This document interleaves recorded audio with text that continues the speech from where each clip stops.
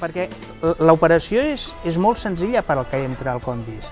Et trobes que a més dels productes que hi ha a tota la botiga, hi ha una bossa amb 2 pebrots que costen €1,50 i quan surts per caixa te'l cobren com una cosa més. I tot això que correspon a aquest producte ho donem, com tu deies abans, íntegrament a €1,50 sencer. Hi ha molt poques campanyes que realment funcionen. Són tan o més importants que el tractament mèdic.